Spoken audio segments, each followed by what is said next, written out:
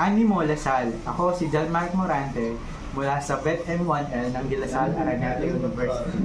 At kasama natin ngayon si Dr. Herbert Ray Gillian, isa sa mga senior vet ng ACE Veterinary Clinic dito sa Batasan Hills, Quezon City. Tunghayan natin ang kanyang kwento at karanasan sa buhay bilang isang mahusay na veterinaryo. My name is Herbert Ray Guillermo, senior vet of ACE Veterinary. Doc, saan ka nag-aral at anong taon ka nag-graduate? Graduate ako ng Cagayan State University. Tapos ako year 2010. Anong nag-inspire sa'yo, Doc, para sa akin ang landas ng pagiging isang veterinary?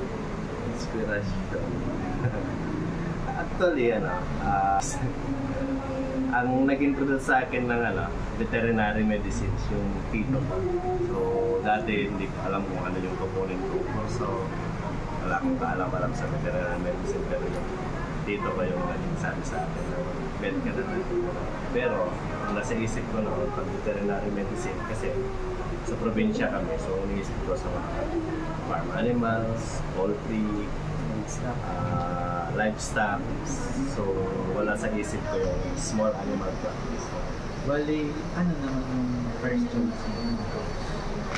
First choice, so since yung mga tita ko at saka mga ibang kapatid ko sa sila, mga teachers. So parang inisip ko, pag hindi ako nag-get siguro, take lang ng education na rin para maging teacher noon. Pero yan nga, introduce ng tito ko yung veterinary medicine. As a vet, ano yung mga common na challenges na yung hinaharap sa practice mo sa bawat araw? Yes, marami. Pero some are, isa is yung mga aggressive na patients. Minsan may mga sungit na, sungit na kliyente. And mga challenging cases, may mga ibang cases na parang mahirap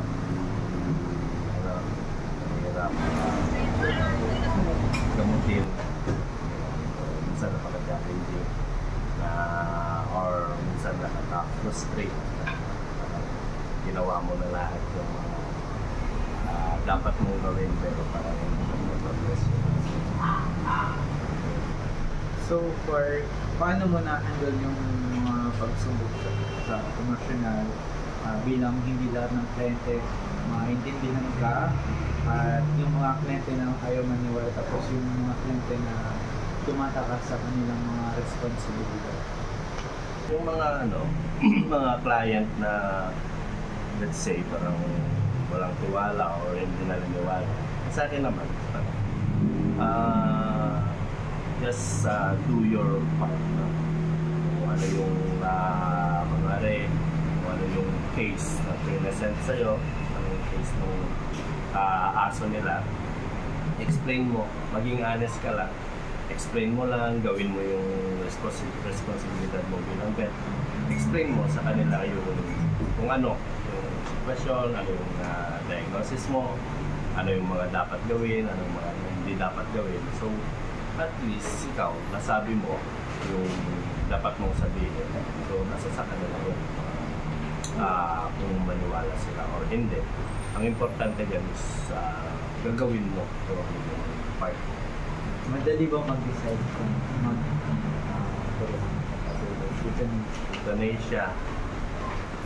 Ang sa akin kasi, bago ako mag-decide na euthanize yung patient is at least ine-exhaust ko muna yung mga possible options. Gagawin ko muna yung, let's say, bibigay mo muna yung mga gamot, try mo muna i-save muna yung animal. Pero minsan, syempre, dumadating sa point na hindi na siya nagre-respond sa mga gamot, and it seems na parang hirapan na rin yung aso, and yun, parang hindi na talaga gumagaling. Tsaka minsan din nagagawa ko, na-explain ko kung ano yung sitwasyon ng aso.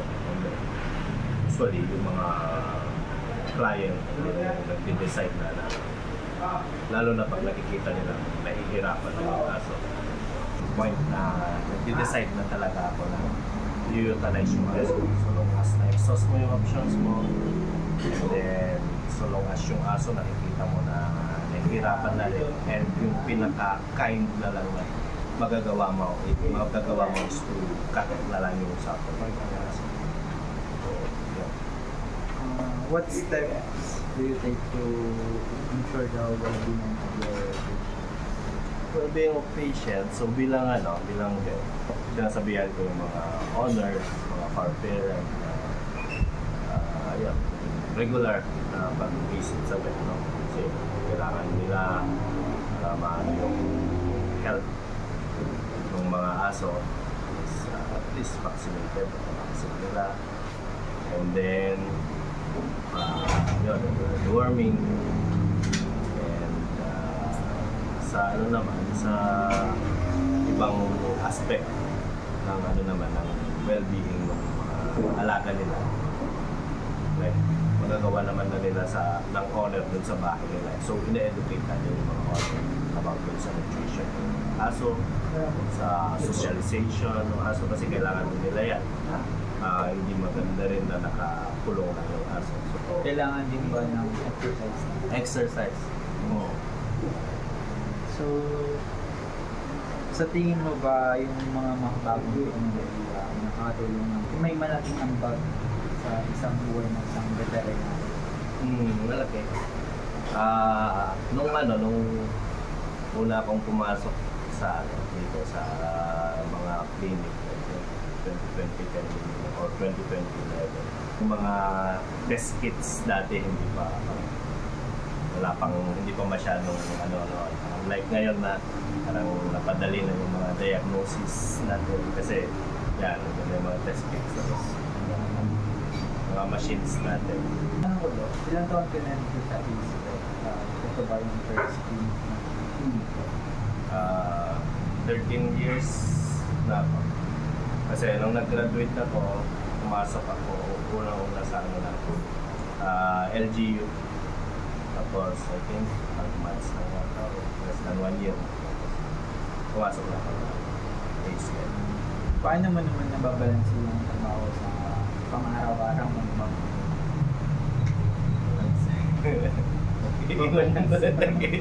Nababalansi mo? Araw na the day off, kasi minsan mararamdaman mo na sasaturate ka na rin talaga. Although gusto mo, katulad ng pag may mga confines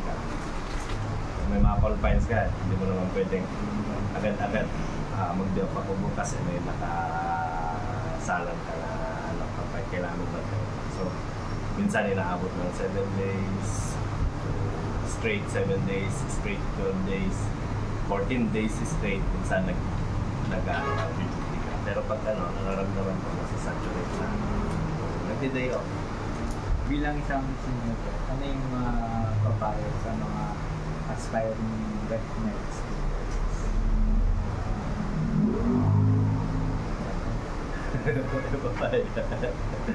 Ayun lang, do your best. Ayun, masaya naman sa veterinary medicine. So, tawag dito, alamin mo sa sarili mo kung ano yung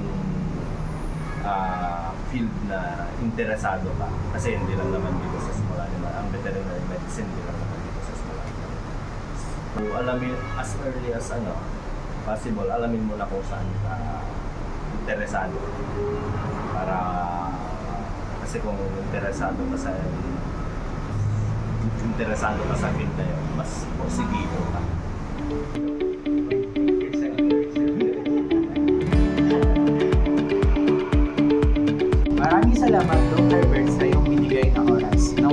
maging inspirasyon sa amin bilang mag-aaral